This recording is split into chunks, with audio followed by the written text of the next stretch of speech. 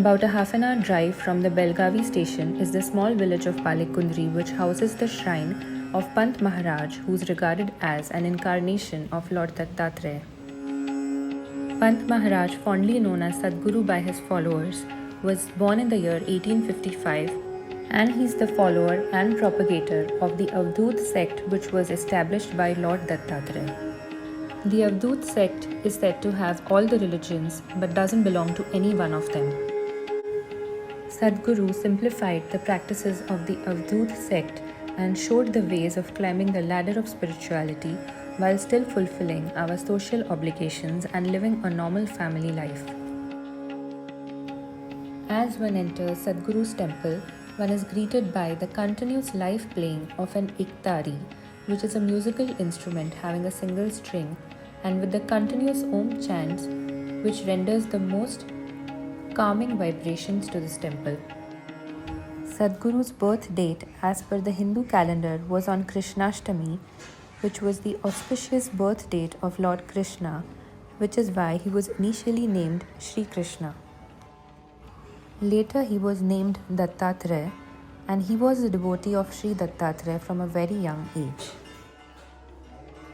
The Hindu religion identifies 4 stages of life: Balyavastha or the childhood, Grihasthashram or raising a family, Vanprasthashram, which essentially means detaching yourself from your family and kids and letting them get on with life, and lastly Sannyas, where one leaves all his material belonging and spends the rest of the life in trying to attain the higher purpose of one's existence.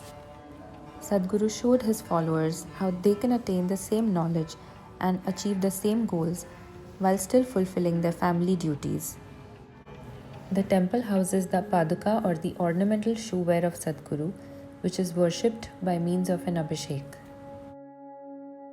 The governing body at Balekundri is called Sri Datta Sanstha.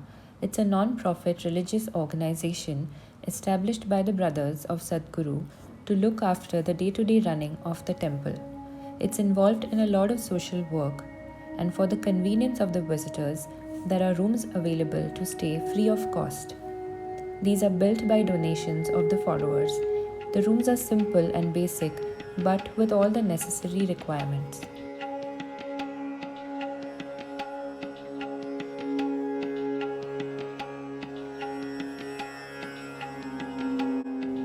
The temple complex is a world away from the fast-paced city lives, and the peaceful and the serene vibes of this place have to be felt rather than described. Behind the temple complex is an amrai, which is a cluster of mango trees surrounding an open area.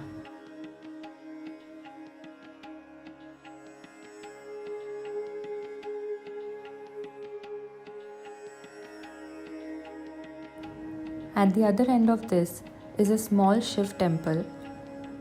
Behind the Shivling is the picture of this person known as Shivaya Nama Om, who was Sadhguru's Guru Bandhu, that is, they both shared the same Guru. Next to this is Sadhguru's Dhuni, that is a holy fire which has been kept burning and alive since Sadhguru left his mortal body.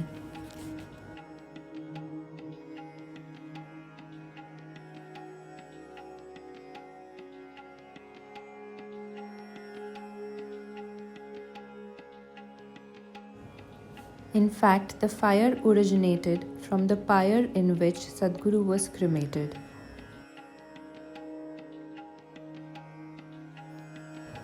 The holy ash produced from this fire is thus like a live miraculous blessing from Sadhguru, and it can be confidently said and felt by his followers that this holy ash or bhasma has miraculous healing powers.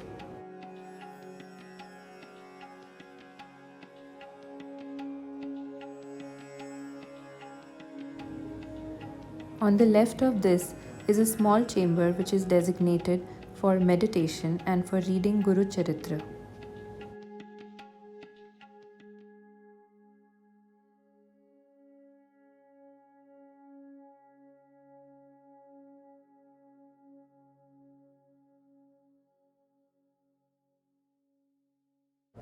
Moving towards a temple, we notice this site just behind the temple, which is marked by an Audumber tree, also known as a fig tree. This is the site where Sadhguru's mortal remains were cremated. Within the temple complex is this Shila or stone seat where Sadhguru sat for meditation, which is why even now you can feel a sense of peace and calm as you touch your head to this seat.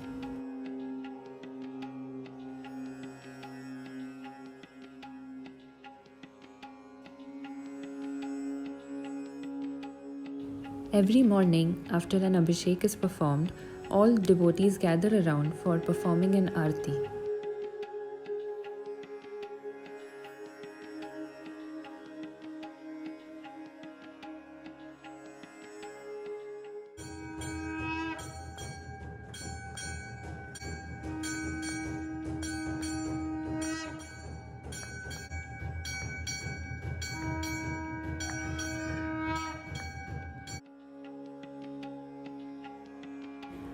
After the arti, there is distribution of panchamrit and prasad amongst the followers.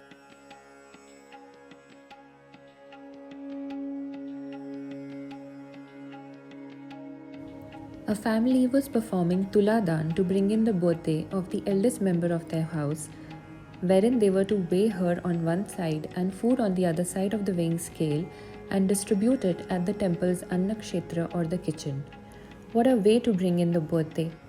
And we were amongst the fortunate onlookers who got to witness the Tuladan.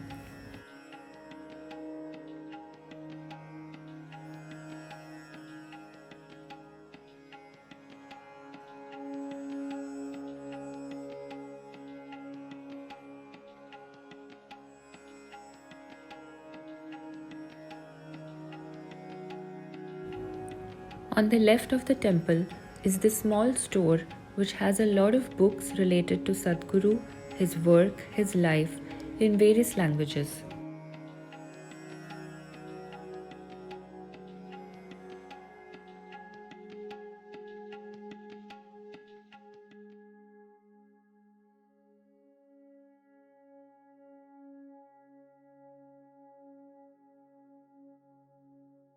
Within the temple complex is the kitchen and the dining hall, which are both named after Sadhguru's wife, Srimati Yamuna Akka, who was considered to be an Annapurna, meaning no one would go hungry from her door.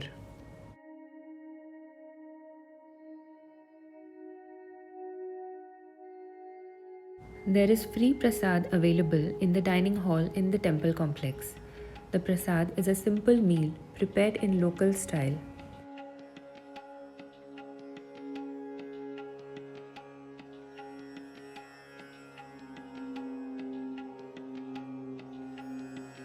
No fancy cutlery, no fancy food, yet this simple meal is immensely satisfying and delicious. No one goes hungry from Sadhguru's shrine. Literally, no one.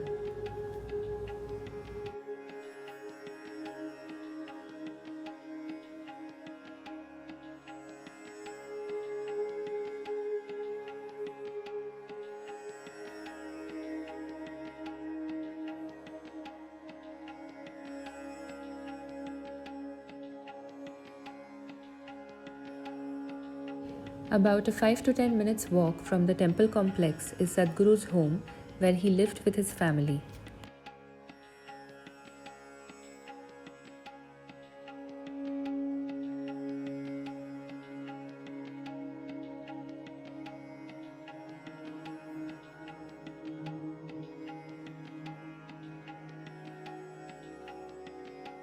His beautiful traditional house has this picture of him at the entrance, in which the mirror placement is such that it makes you feel he is all surrounding and endless. His house has the pictures of all people associated with him and his family. His joint family was huge. His house was always full, and apart from family members consisting of 5 brothers and 6 sisters, his students and guests kept his home always full of life. His youngest brother Govind Rao was a very pious man and he was the one who led the Avdhoot sect ahead after Sadhguru. And this, we were told, was the Kul Devi or the family goddess of Sadhguru. And here is a small temple room in Sadhguru's house. We were very warmly welcomed in Sadhguru's home by this lady who is residing in this house currently. Their family is not related to Sadhguru at all, but how fortunate are they to be residing in the same place where Sadhguru did once.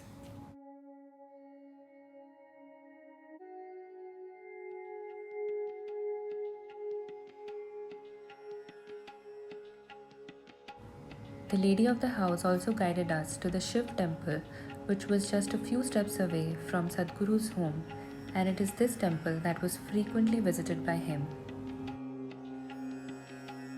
This lesser known shrine of Sadhguru, his home, this temple that he used to frequently visit, all these are so alive with his vibrations and his energy that it heals you and calms you with its sheer presence.